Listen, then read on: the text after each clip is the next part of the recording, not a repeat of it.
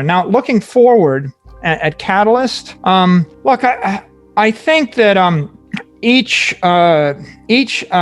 public announcement, each public commitment is one more catalyst to the next. So I made my announcement corporately, the first one, and that got some people's attention. They said, well, I mean, that's something. Well, first announcement, by the way, you can see this on Twitter. MicroStrategy said, we're considering Bitcoin and silver and gold and stocks and bonds. And I love the Bitcoiners. I love crypto Twitter, because you know what happened when we put that out there? Every investor in the world ignored it, except some Bitcoiner found it. And they posted, MicroStrategy is considered Bitcoin. I'm reading, I'm like, whoa, man, talk about confident in their beliefs. It's like MicroStrategy is considering Bitcoin. They pulled that out and they started blasting that. That was news. A week later, we announced we bought 250 million. That was another news. A month later, but then it was like, oh, MicroStrategy's got an investment. Is it, is it a speculation? Whatever. Then a month later, oh yeah, we bought a lot more. In fact, by a month later, 90% of our discretionary cash was in Bitcoin. And that's, people are trying to get their heads around that. And then a bit after that, we saw the move by Square, and Jack bought us 50 million, and that was great. And then we saw Stone Ridge, and I think that was great. Where Ross said, it's in our treasury. And then he said, the US dollar is weakening against Bitcoin 70% over the past 2 years. And that causes someone to stop and think, okay, well, legitimate, sophisticated institutional money managers are thinking about the world differently. And the Paul Tudor Jones thing was thinking about the world differently. I think you're going to see over the next 12 months, you're going to see waves of more announcements. Well, for example, we saw PayPal, big announcement. Square is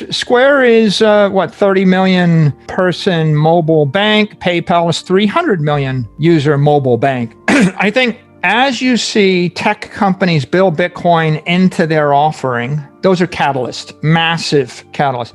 As you see you're going to see institutional money managers build Bitcoin into their offering. First it was Fidelity saying you could buy it, but when Fidelity says, well, we've got a Bitcoin fund, you can just wire us $20 million and that'll give you direct exposure to Bitcoin. That's a good thing. And they're talking about it, and I read the press on it, but mutual funds and investment funds, I think that'll be big. I think that when you start to hear institutional investors come out and say, we bought it, right? We bought it. We're going to buy more of it. We bought a lot of it. What happens if Bill Ackman says, I bought $1 billion of it? Right. By the way, he hasn't, but what? Let's go back to Paul Tudor Jones. Paul said, oh, I think I'm putting 1% into it. All the Bitcoiners took a victory lap. This is great. And then he says, oh, I put 2% into it. Okay, well, that's great. Well, my view is he's still not serious yet. Right. I mean, it was nice. It was nice, but it's a little bit patronizing. I mean, to be honest with you, okay, you're an investor and you're telling me that you kind of understand what I'm doing and you're going to put 1% of your portfolio into it because it's kind of an interesting hedge.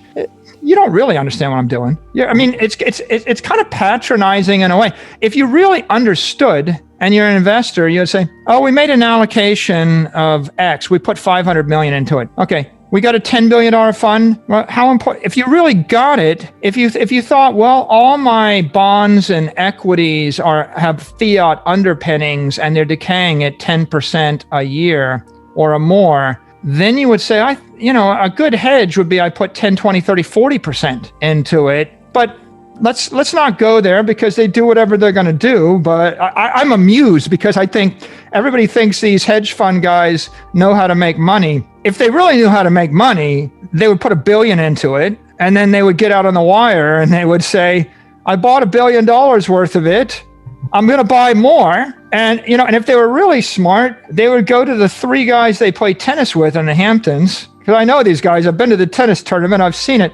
And each one of them would buy 500 million each. And then they would just successively say, I bought 500 million for my fund. He bought 500 million for his fund. The next week, someone else buys 500 million. By the time 4 of them have bought 500 million, bang, bang, bang, bang, the FOMO kicks in like there is no tomorrow. You remember when Bill Ackman got on television during the crisis and he basically groveled and explained how the world was coming to an end while he was shorting the stock market? He shorted the entire stock market. He said the world was going to come to an end. The market traded down. He covered his bet. He made $2 billion, and then he bragged about it. That was on like a $50 million bet too.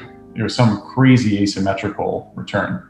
And yeah, so I mean, my point is these guys do this for a living, right? I mean, this is what they do. If you've got $1 billion and you put all of it in Bitcoin, it's commitment, it's conviction. When you've got $10 billion and you put 500 million into Bitcoin, it's just a day's work. I mean, that was the idea this month. I mean, Ray Dalio's of the world, that's just kind of what you would do just to entertain yourself, or George Soros if they got interested. So I think that the guys that move next, that have the easiest possible decision-making process, the least to lose, the most to gain, are guys that are just running huge amounts of fast money in these hedge funds that are just looking for their next idea. Totally. There's a couple things here that I thought were really interesting. One is you touched on career risk. Folks jumping in and buying Bitcoin, whether you're a fund manager or a CEO, as more and more of you like yourself and Jack legitimize the space, then it reduces that career risk for more people to get in. It's less crazy. And I think, it is a little frustrating though for us mega bulls because we're both hugely bullish about Bitcoin. We've put a large portion of our net worth into it. It's hard for us to look at these other people who have, I think you were kind of right. It's a little patronizing with Paul Tudor Jones going, oh, I'll put it in a few percent. You're like, well, do you believe in it or not? If you understood the value prop, you'd be all in. It's an ignorant statement, Dan. Yeah. to say I'm a great financial investor. I'm a master of the universe. I understand macroeconomics and investment, and I'm therefore allocating 1%. It's silly. So it's amusing. But on the other hand, you're going to see other people that are going to take a harder position. I think there are people that are taking a much stronger position in Bitcoin now. They're just not public about it, right? I mean, when I actually came out, when I came out and said MicroStrategy did it, well, I had to, right? It's just a requirement. We're a publicly traded company, no choice. But when I actually announced my own purchase, I didn't have to. And there are people that would say don't, right? And by the way, for 99.9% of the Bitcoiners, I would say don't. I get it. People would even post on their Twitter, why'd you do that? First rule of Bitcoin, don't tell people how much Bitcoin you have. I'm like, that's true for 50 million people, but we need 10 people. We need to have 10 people that will say, I bought it. I'm not ashamed of it. I'm going to buy more. And you can too. In fact, not only can you probably should. You might want to get some in case it catches on. So at the point that I do it, if Jack Dorsey does it, if Mark Zuckerberg does it, if Jeff Bezos does it, if some random billionaire playing tennis in the Hamptons does it, if a Bill Ackman does it, when a Paul Tudor Jones does it, if Paul Tudor Jones really wants to do something good for his position in Bitcoin, there could be no more accretive thing he could possibly do than to be honest and say, I bought 400 million of it and I'm going to buy more. It's like, if you're not willing to say that, you're just patronizing and insulting the rest of us, right? I mean, that's my view on that. If you're not going to say that, it's like, so I think it's going to happen, right? There is some bravery, some courage here. By the way, I own courage.com, right? I don't think I'm going to path it to Bitcoin, although I could. But, there's a difference between buying $250 million worth of Facebook and buying $250 million worth of Apple and buying $250 million worth of sovereign debt or gold. These things are traditional, conventional asset classes that everybody understands. If you were to stand up and say, oh, I bought $250 million worth of Facebook, that's somewhere between vain, and flashy and arrogant or whatever.